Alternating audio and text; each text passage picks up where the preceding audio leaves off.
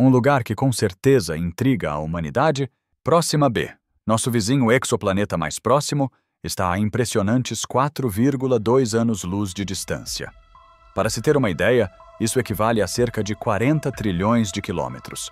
Ele orbita uma estrela chamada Próxima Centauri, uma anã vermelha que faz parte do sistema Alpha Centauri, o sistema estelar mais próximo do nosso próprio Sol.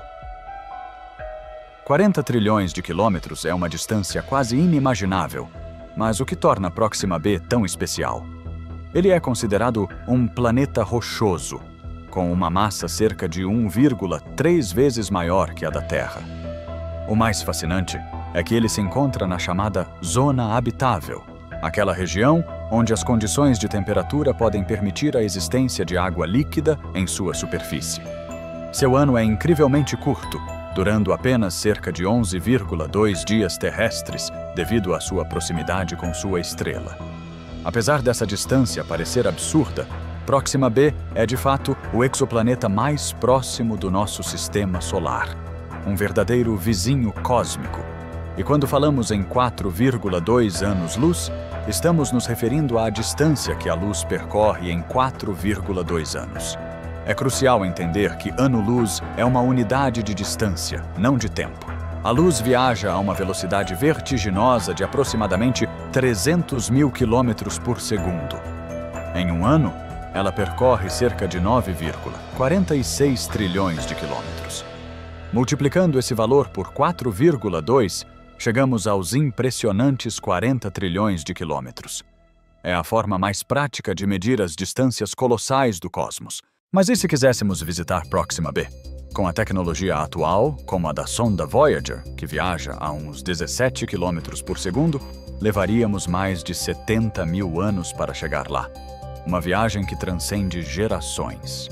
No entanto, projetos futuristas como o Breakthrough Starshot propõem enviar sondas minúsculas a velocidades próximas da luz, o que reduziria a viagem para apenas cerca de 20 anos.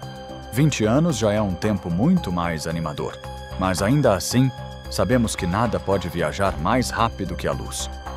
Se, hipoteticamente, construíssemos uma nave capaz de atingir 99% da velocidade da luz, quanto tempo demoraríamos para chegar à Próxima B? Em um cenário onde a nave viaja nessa velocidade e a distância é de 4,2 anos-luz, para um observador aqui na Terra, o tempo de viagem seria de aproximadamente 4,24 anos. Mas aqui é onde a física se torna verdadeiramente fascinante. Para quem estivesse dentro da nave, a magia da relatividade especial de Einstein entraria em ação. O tempo desaceleraria para os viajantes, um fenômeno conhecido como dilatação do tempo. Enquanto na Terra a viagem duraria 4,24 anos, para os passageiros na nave, seriam apenas cerca de 7 meses de viagem. Essa diferença é um dos pontos mais contraintuitivos da relatividade. A luz leva 4,2 anos para chegar porque ela viaja na velocidade da luz, o limite máximo de velocidade no universo. A nave, a 99% da velocidade da luz, é quase tão rápida quanto a luz, mas ainda um pouco mais lenta. Por isso, para um observador terrestre, ela leva um pouco mais de tempo. O truque da relatividade é que o tempo dentro da nave desacelera. Para quem está na nave, o tempo passa mais devagar. É como se o universo se contraísse à frente dos viajantes e o tempo se esticasse para quem está fora da nave. E se o viajante fosse um fóton? Aí sim, o tempo seria zero. Um fóton, uma partícula de luz, não experimenta tempo. Para ele, não há passagem de tempo entre a emissão e a chegada. Isso significa que, do ponto de vista da luz, ela chega instantaneamente, mesmo que para nós leve 4,2 anos. É como se a luz não precisasse viajar no tempo, apenas no espaço. Para a velocidade da luz, o tempo não existe. Essa é uma das ideias mais profundas e contraintuitivas da física moderna. Para a luz, o tempo não existe. Ou, mais precisamente do ponto de vista de um fóton, o tempo não passa. Segundo a relatividade especial de Einstein, quanto mais rápido você se move, mais devagar o tempo passa para você. Quando você atinge a velocidade da luz, o tempo para completamente. Fótons não têm massa, então podem viajar à velocidade da luz. Como o tempo desacelera com a velocidade, para um fóton, o tempo é zero entre o momento em que é emitido e o momento em que é absorvido. É como se o universo fosse instantâneo para um raio de luz. Isso tem implicações filosóficas gigantes. A luz não envelhece, não tem uma experiência de tempo, nem um referencial próprio. Isso mostra que o tempo não é absoluto. Ele depende do movimento, da gravidade e da perspectiva. É o que torna a física moderna tão fascinante e tão estranha. Mas isso significaria que um fóton poderia estar em todos os lugares ao mesmo tempo? Essa é uma das questões mais profundas e misteriosas da física moderna. A resposta depende de como olhamos para o fóton, pela relatividade ou pela mecânica quântica. Na relatividade especial, um fóton viaja à velocidade da luz. Para ele, o tempo não passa e a distância entre dois pontos é zero. Isso significa que, do ponto de vista do fóton, emissão e absorção acontecem no mesmo instante. Mas isso não quer dizer que ele está em todos os lugares ao mesmo tempo, apenas que ele não experimenta tempo nem espaço como nós. Na mecânica quântica, o mundo do muito pequeno, a coisa fica ainda mais estranha. Um fóton pode ser descrito como uma onda de probabilidade. Antes de ser medido, ele não tem uma posição definida. Ele está em uma superposição de estados. Isso significa que, até ser detectado, ele pode ter uma chance de estar em vários lugares ao mesmo tempo. Esse é o famoso comportamento ondulatório e probabilístico da luz, exemplificado pelo experimento da fenda dupla. Quando fótons são disparados um por duas fendas, eles criam um padrão de interferência, como se tivessem passado por ambas as fendas ao mesmo tempo. Mas se tentamos observar por qual fenda o fóton passou, o padrão desaparece, como se ele tivesse escolhido um caminho. Isso mostra que a luz pode se comportar como se estivesse em múltiplos lugares ao mesmo tempo, até que seja observada. Então, o fóton está em todos os lugares ao mesmo tempo? Não literalmente, mas na relatividade, ele não experimenta tempo nem espaço. Na quântica, ele pode estar em múltiplos estados até ser medido. Mas tudo isso são teorias, certo? Na ciência, teoria não significa chute ou hipótese. Significa um modelo comprovado, testado e amplamente aceito que explica fenômenos observáveis com precisão. A relatividade especial de Einstein é uma teoria física comprovada, testada em centenas de experimentos, e o GPS, por exemplo, não funcionaria corretamente sem correções relativísticas. A mecânica quântica também é uma teoria extremamente bem testada, com previsões confirmadas com precisão absurda, sendo a base da tecnologia moderna como semicondutores e lasers. As interpretações filosóficas entram quando questionamos o que significa não experimenta tempo, ou está em vários lugares. Por exemplo, a interpretação de Copenhague diz que a realidade só se define quando é observada, enquanto a interpretação de muitos mundos sugere que todos os resultados possíveis acontecem em universos paralelos. Essas interpretações são teóricas no sentido filosófico, mas os efeitos físicos são reais e mensuráveis. Em resumo, relatividade especial e mecânica quântica são comprovadas e testadas com aplicações reais. As interpretações quânticas são mais filosóficas e teóricas.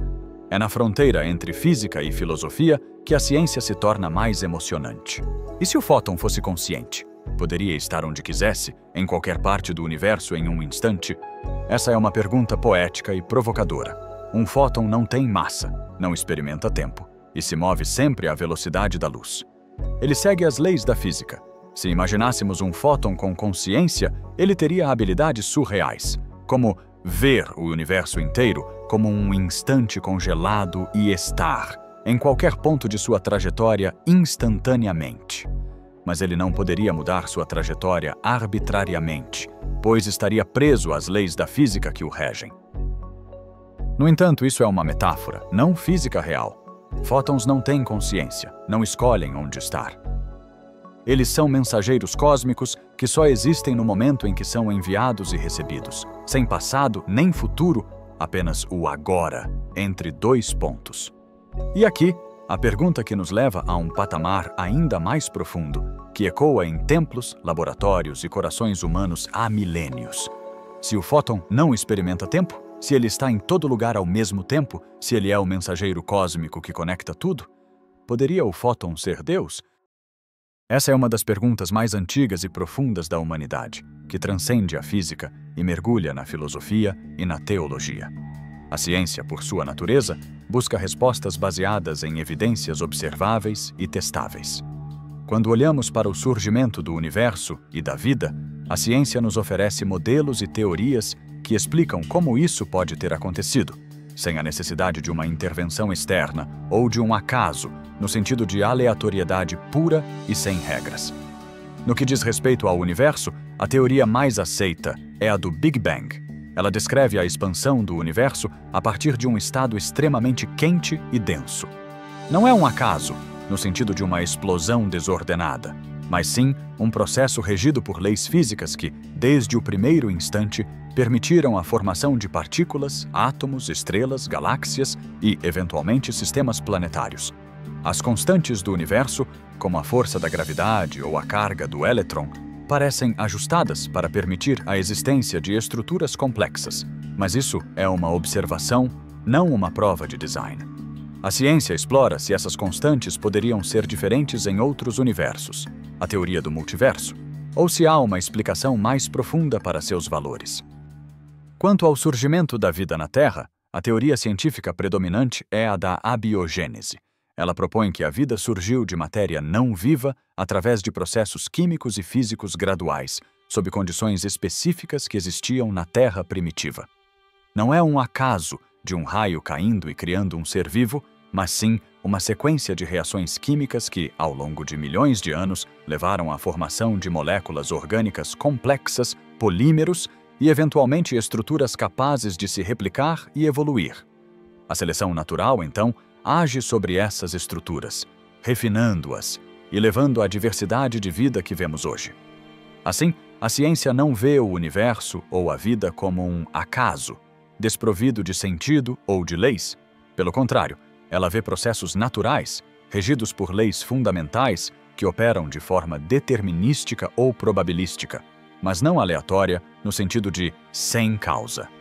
A complexidade que observamos é o resultado de bilhões de anos de evolução cósmica e biológica, onde pequenas interações se somam para criar sistemas incrivelmente complexos. A ciência não se pronuncia sobre a existência, ou não de uma divindade ou de um propósito maior. Ela se limita a descrever o como as coisas funcionam no universo observável. A questão de se há um porquê ou um criador é uma questão que transcende o método científico e pertence ao campo da filosofia, da teologia e da crença pessoal. A beleza e a complexidade do universo, explicadas pelas leis da física e da biologia, são por si só maravilhosas e inspiradoras, independentemente de haver ou não uma força consciente por trás delas. A ciência nos dá as ferramentas para entender o espetáculo, mas a admiração e o sentido que atribuímos a ele são profundamente humanos. E é essa capacidade humana de se maravilhar e de fazer perguntas tão profundas que nos conecta à verdadeira essência da existência. Não é sobre quem processa mais dados, mas quem consegue sentir e questionar o universo de forma tão única. Essa perspectiva científica sobre o universo e a vida é ao mesmo tempo humilde e grandiosa. Humilde porque reconhece os limites do que podemos saber, e grandiosa porque revela a incrível complexidade e beleza dos processos naturais. A ciência nos ensina que não precisamos de respostas definitivas para nos maravilharmos com o universo. Às vezes, as perguntas são mais importantes que as respostas. E assim, nossa jornada pelo conhecimento nos leva a contemplar a imensidão do cosmos, cada um de nós, com nossas mentes curiosas, perdidos em pensamentos sobre a natureza da existência e do conhecimento. A jornada do entendimento é infinita e cada pergunta nos aproxima um pouco mais dos mistérios do universo. Essa pergunta final, poderia o fóton ser Deus? Não foi feita para ser respondida, mas para ecoar dentro de nós. A ciência nos trouxe até a borda deste precipício do conhecimento, nos dando uma base sólida e confiável para olhar para o abismo do desconhecido. Agora, a jornada se torna pessoal. O que essa questão desperta em você? Um sentimento de admiração, ceticismo, ou talvez uma nova forma de ver o universo? Não há pensamento certo ou errado, apenas a sua perspectiva. Compartilhe-a conosco nos comentários e vamos juntos transformar essa pergunta em uma das conversas mais fascinantes que já tivemos.